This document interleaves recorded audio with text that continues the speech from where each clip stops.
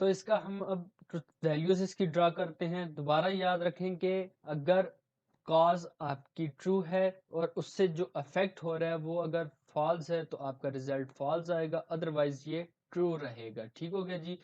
अब हम पहले जो शुरू से हम देखते हैं।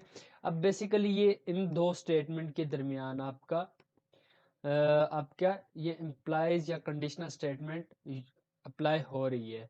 तो अब देखें मेरे पास जो काज है वो भी ट्रू है और इफेक्ट जो है वो भी ट्रू है, तो मेरा रिजल्ट ट्रू आएगा। ठीक है जी। अब यहाँ पे आपको बात समझ आएगी।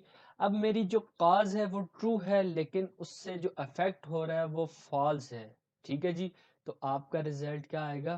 फॉल्स आएगा। ठीक हो गया जी। तो हमने कहा था कि काज अगर ट्रू है, अफेक्ट उसका फॉल्स है, तो आपका रिजल्ट फॉल्स आएगा। तो बाकी जो भी स्टेटमेंट आएंगी वो सारी ट्रू आएंगी। तो अब ये दोनों मेरी फॉल्स हैं, काज भी फॉल्स है तो कंडीशन भी फॉल्स, जो फैक्ट है वो भी फॉल्स होना चाहिए। तो हो सकता है तो इसको आप फॉल्स करें। अगर आपकी अच्छा यहाँ पे आप देखें, फिर आपकी काज जो है वो ट्रू बन रही है और अफेक्ट जो है वो फॉल्स बन रहा है, तो आपका रिजल्ट क्या आएगा? ट्रू आएगा, सॉरी फॉल्स आएगा। ठीक है जी। यहाँ पे सॉरी ट्रू आएगा। दोबारा से बता दूं कि अगर आपकी काज भी फॉल्स है और जो अफेक्ट हो रहा है वो भी फॉल्स है, तो आपका रिजल्ट ट्रू है। ठीक है। कंडीशनल स्टेटमेंट मैंने लास्ट में आपको बताई थी वो क्या है। सिर्फ ये एक ही स्टेटमेंट याद रखें कि अगर उसका काज ट्रू है और उससे अफेक्ट होने वाली चीज अगर फॉल्स आ रही है तो वो हमेशा फॉल्स ही होगा। अब ये ट्रुथ टेबल के अंदर हम इसको इसी तरह से ड्रा करते हैं। ठीक है जी। इसकी अगर आपको डिटेल चाहिए तो आप इससे पुरानी वाली वीडियोस देख सकते हैं, वहाँ पे आपको ये सारा समझ आ जाएगा।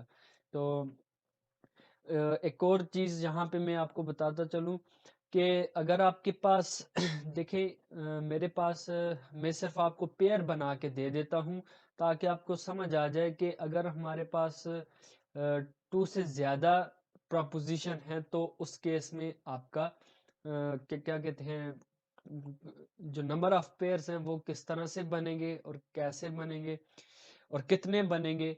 ये चीज़ मैं सिर्फ आपको पेयर्स बना के दे देता हूँ। ऑपरेशन उनके ऊपर आप फिर इसी तरह से जैसे हमने यहाँ पे अप्लाई किए हैं आप वहाँ पे भी कर सकते हैं। लेट्स सपोज आपके पास एक एक न्यू पेज पे चले जाते हैं। यहाँ पे आ जाते हैं। ठीक है जी। लेट्स सपोज आपके पास अब मेरे हमारे पास आ जाती हैं तीन स्टेटमेंट आ जाती हैं या तीन प्रोपोजिशंस आ जाती हैं। तो अब उसका ट्रुथ टेबल किस तरह से उनके नंबर ऑफ जो कंपैरिजन है या जो नंबर ऑफ पेयर्स हैं वो किस तरह से बनेंगे, तो हम इस चीज़ को देख लेते हैं। अब देखें हमारे पास आपके पास अगर मैं बात कर रहा हूँ number of preposition, let's suppose 3 हैं, तो आपका जो रिजल्ट है वो क्या बनेगा?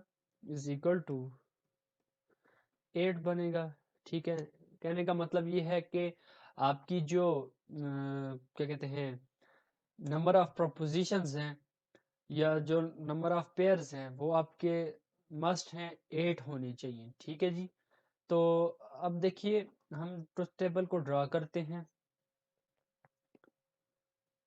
सिर्फ मैं यहाँ पे बात कर रहा हूँ कि आपकी जो प्रोपोजिशन है, प्रोपोजिशन लेट्स सपोज आपकी बन रही है पी।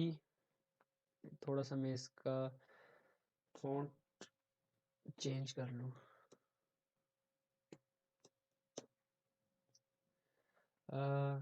थोड़ा सा और इंक्रीज कर लेते हैं। ये नहीं हो रहा, ये क्या मसला है जी?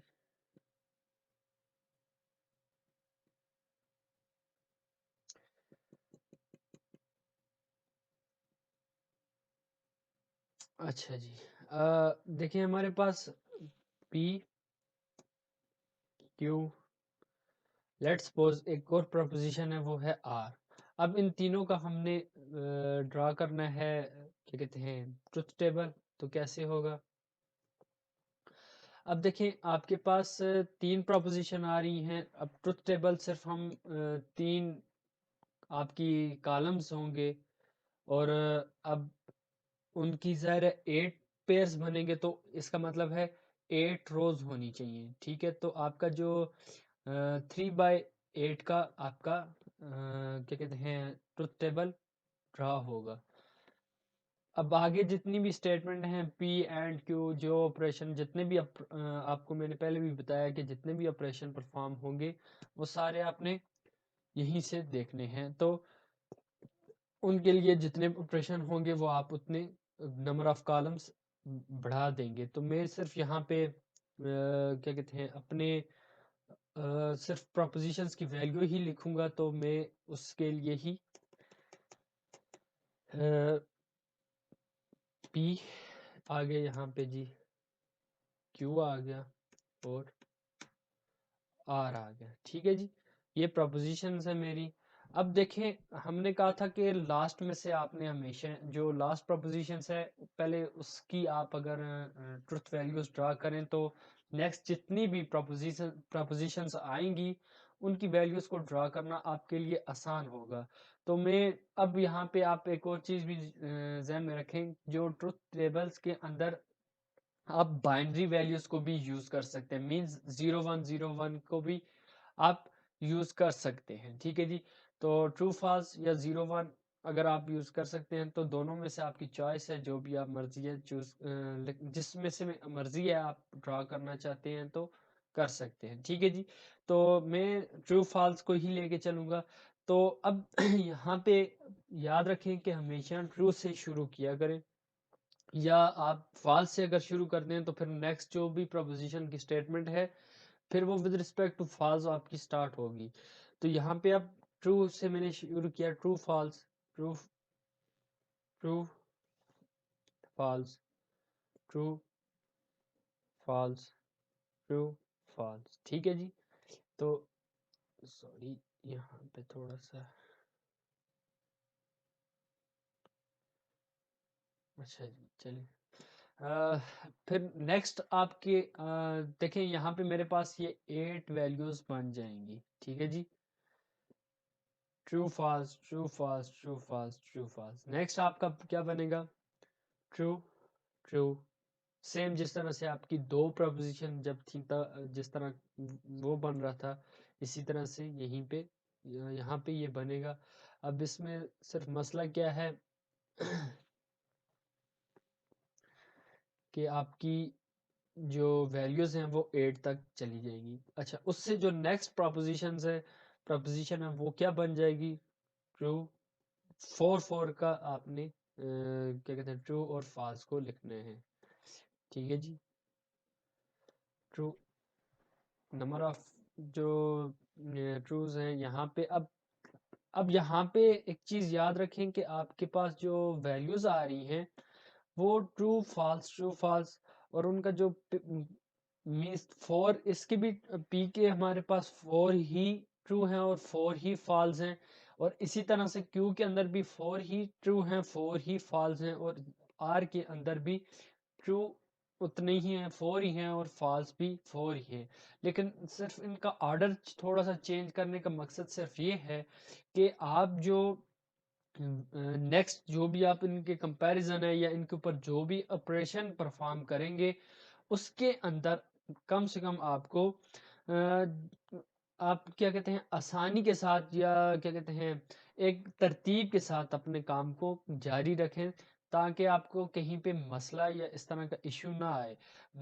या और कोई स्टडी करने वाला या क्या कहते हैं कोई भी आपके अगर टेबल को देखता है प्रूफ रीडिंग करता है तो वो भी आसानी के साथ इस चीज़ को समझ सके, हाँ जी आपके जो कंपैरिजन है वो इस तरह से ड्रा है, तो ज़ाहिर है फिर वो इस हिसाब से आगे भी प्रूफ रीडिंग करेगा या चेक करेगा तो उसको समझ आएगी कि हाँ ट्रू कहाँ पे है फॉल्स कहाँ पे है, किस आर जो आपकी स्टेटमेंट्स हैं वो किस तरह से लिखी हुई है। तो ये सिर्फ आसानी आप इनके कंपैरिजन को इनके ऑर्डर को चेंज भी कर सकते हैं, लेकिन वो एक अथेंटिक वे नहीं है।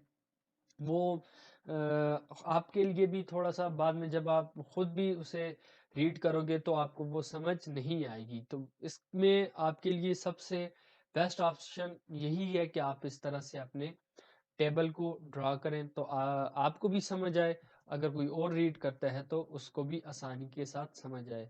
तो उम्मीद करता हूँ आज की इस वीडियो के अंदर हमने जो कंपाउंड प्रोपोजिशंस के ऊपर जो हमने बात की है, जो हमने ट्रुथ टेबल ड्रा किया है, वो आपको समझ आई होगी। तो नेक्स्ट वीडियो तक के लिए अल्लाह हाफिज़।